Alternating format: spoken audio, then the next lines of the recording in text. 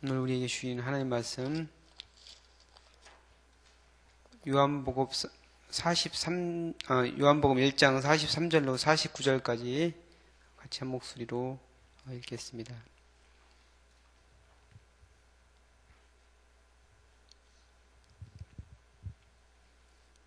144페이지입니다. 이튿날 예수께서 갈릴리로 나가려 하시다가 빌립을 만나 이르시되 나를 따르라 하시니 빌립은 안드레와 베드로와 한 동네 베세다 사람이라. 빌립이 나다나엘을 찾아 이르되 모세가 율법에 기록하였고 여러 선지자가 기록한 그 일을 우리가 만났으니 요셉의 아들 나사렛 예수라. 나다나엘이 이르되 나사렛에서 무슨 선한 것이 날 수 있느냐. 빌립이 이르되 와서 보라 하니라. 예수께서 나다나엘이 자기에게 오는 것을 보시고 그를 가리켜 이르시되 보라 이는 참으로 이스라엘 사람이라. 그 속에 간사한 것이 없도다. 나다나엘이 이르되 어떻게 나를 아시나이까. 예수께서 대답하여 이르시되 빌립이 너를 부르기 전에 내가 무화과 나무 아래에 있을 때에 보았노라. 나다나엘이 대답하되 랍비여 당신은 하나님의 아들이시오 당신은 이스라엘의 임금이시로소이다. 아멘.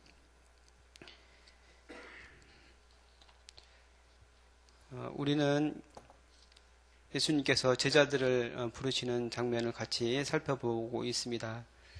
처음에 예수님의 제자가 된 사람은 안드레와 요한입니다. 그들은 세례 요한의 제자였는데 세례 요한이 예수님을 하나님의 어린 양, 즉 메시아라고 하는 것을 듣고 예수님을 따르게 됩니다.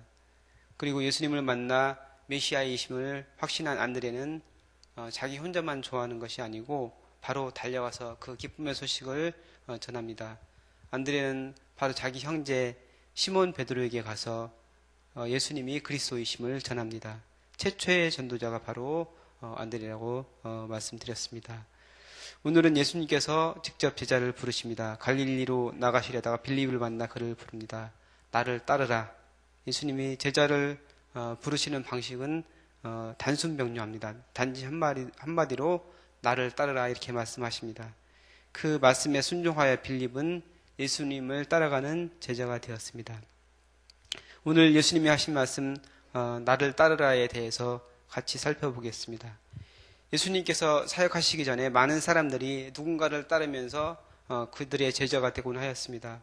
복음서에는 이런 제자들이 나오는데 복음서에 표현되어 있는 이 제자들은 누구인지 같이 살펴보겠습니다. 먼저 모세의 제자들이 있습니다.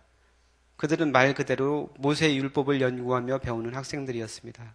두 번째로 바리새인의 제자들이 있었습니다.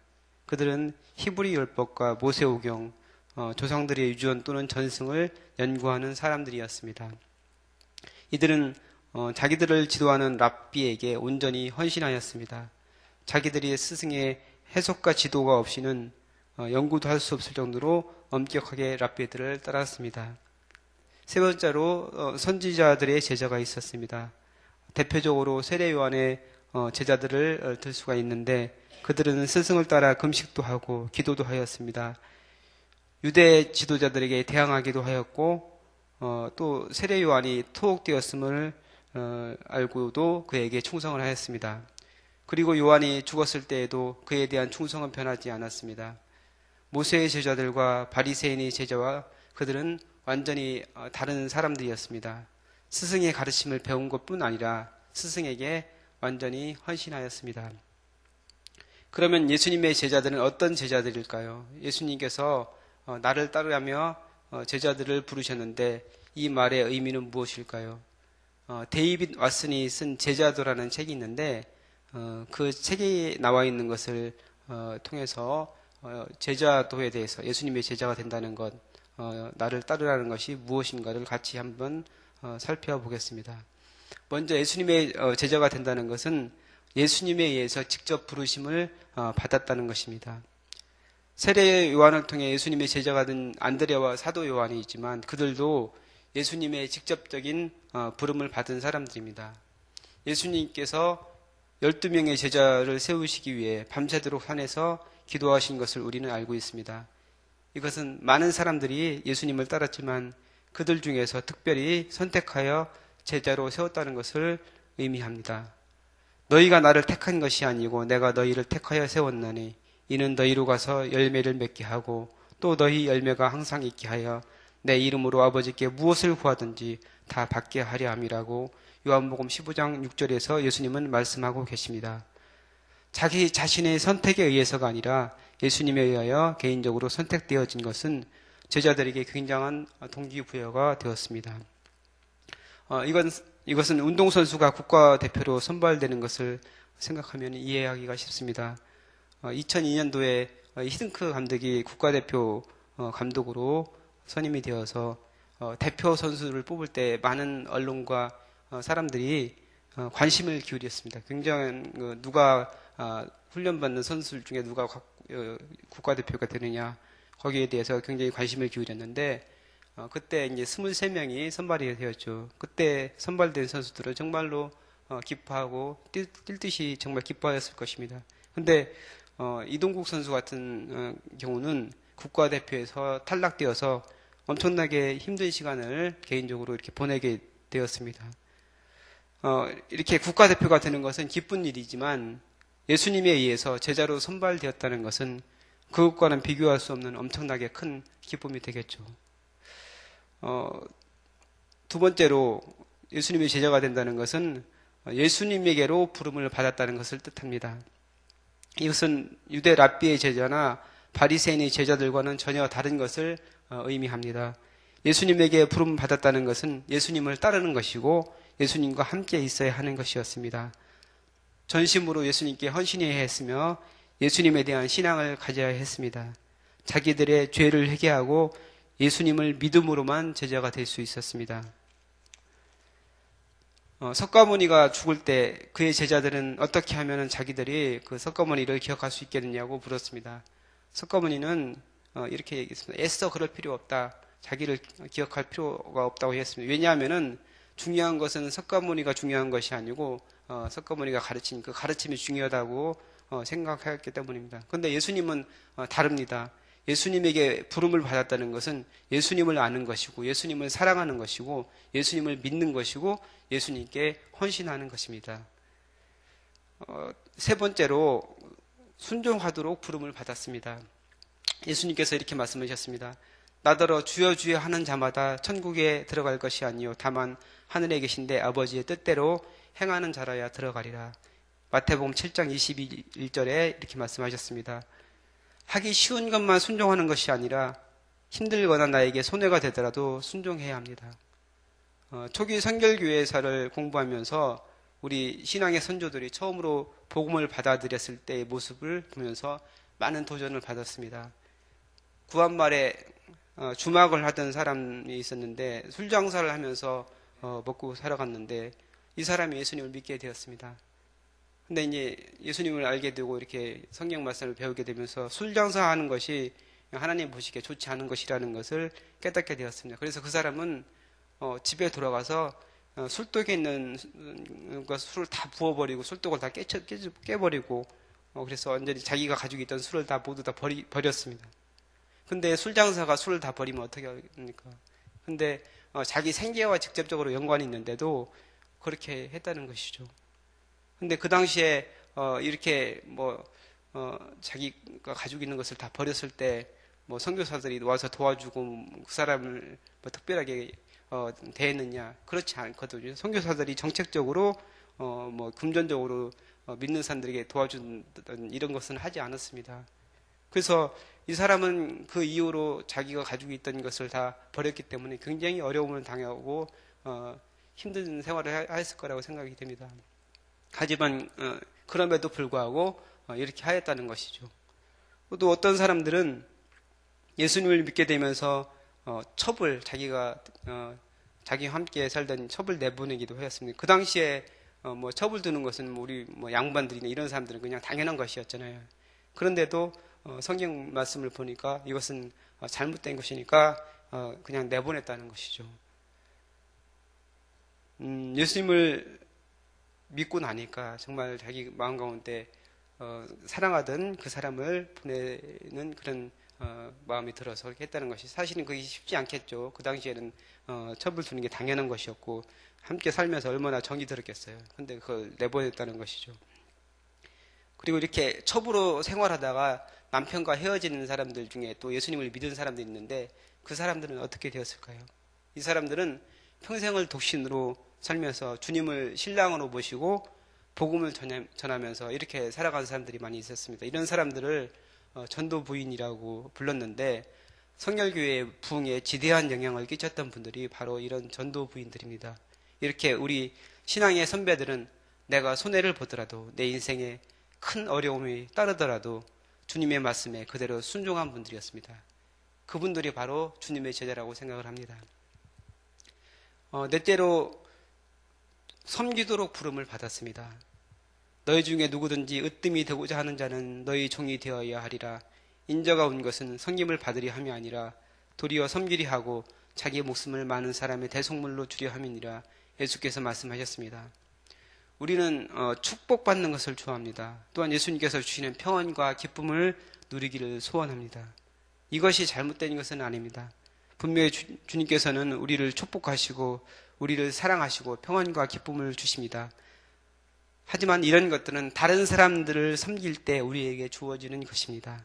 우리가 줄 때 받을 수 있다는 것입니다.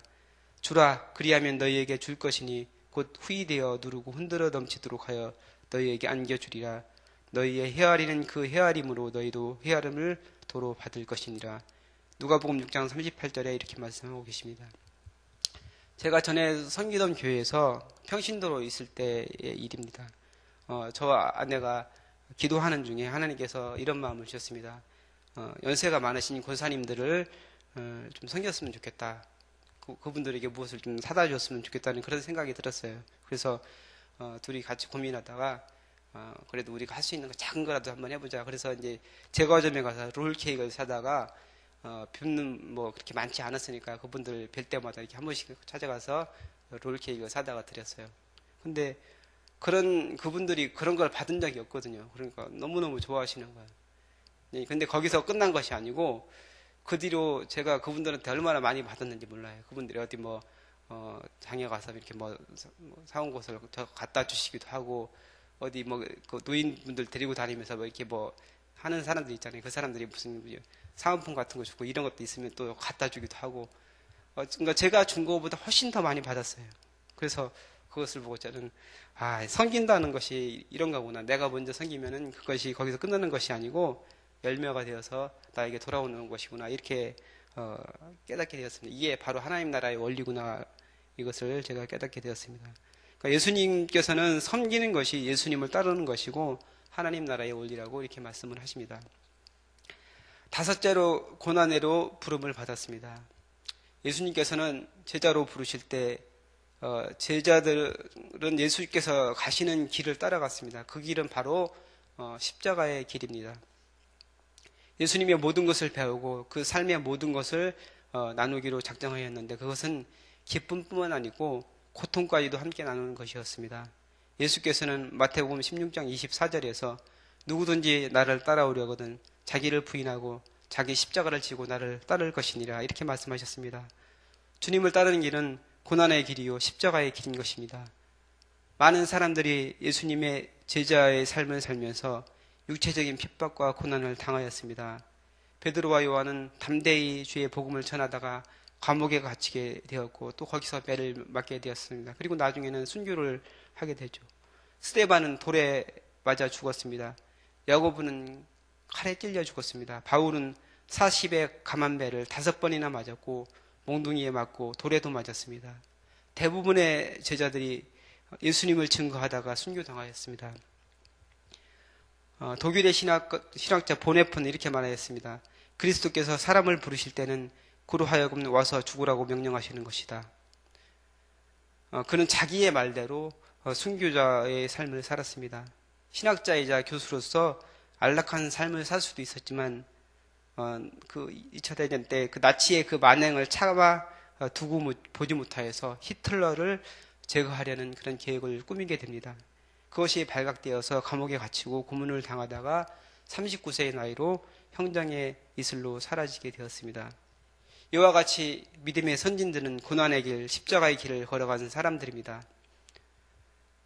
하지만 여러분, 우리가 당하는 고난은 거기에서 끝이 아닙니다. 영광스러운 멸류관에 있다는 것을 기억하시기 바랍니다.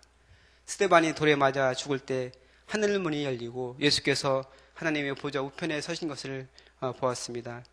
고난은 하늘문을 열게 하는 열쇠가 됩니다. 고난은 숨겨진 축복이라는 사실을 믿으시기 바랍니다. 사랑하는 성도 여러분, 그리스도를 따르는 것이 어떤 것인지를 같이 살펴보았습니다. 그것은 주님께서 직접 불러주신 것이고, 그리고 그리스도와의 인격적인 만남을 얘기합니다. 그리고 순종하도록 부르시는 것이고 섬기도록 부르시는 것입니다. 그리스도를 따라가는 것은 고난까지도 함께하는 것을 의미합니다. 주님께서 승천하시기 전 제자들에게 사명을 맡기셨습니다. 그러므로 너희는 가서 모든 족속으로 제자를 삼아 아버지와 아들과 성령의 이름으로 세례를 주고 내가 너희에게 분부한 모든 것을 가르쳐 지키게 하라. 볼지어다 내가 세상 끝날까지 너희와 항상 함께 있으리라 하시니라. 이렇게 분부하셨습니다. 예수님께서는 우리를 제자로 부르셨습니다. 예수님을 따른다는 것은 주님의 제자가 된다는 것을 말합니다. 우리가 주님의 제자가 될 때 주님께서 우리와 함께 하십니다. 주님의 제자로 살아가는 것이 우리를 향하신 주님의 뜻입니다. 비록 그 길이 외롭고 힘들고 고통스러운 길이지만 생명의 길이요 영광의 길인 것을 믿으시기 바랍니다. 나를 따르라 주님께서는 말씀을 하십니다. 그 부르심에 응답하시는 모든 성도들 되시기를 주님의 이름으로 축복합니다. 기도하겠습니다.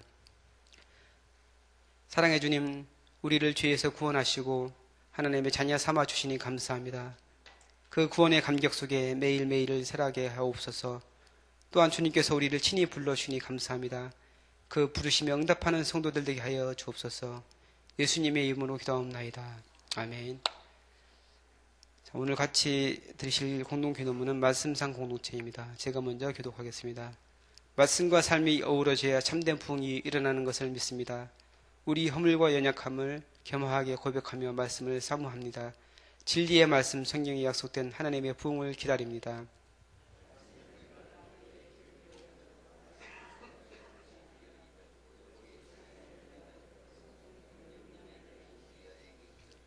삼위일체 하나님의 임재와 현존으로 사랑의 음성을 들려주옵소서.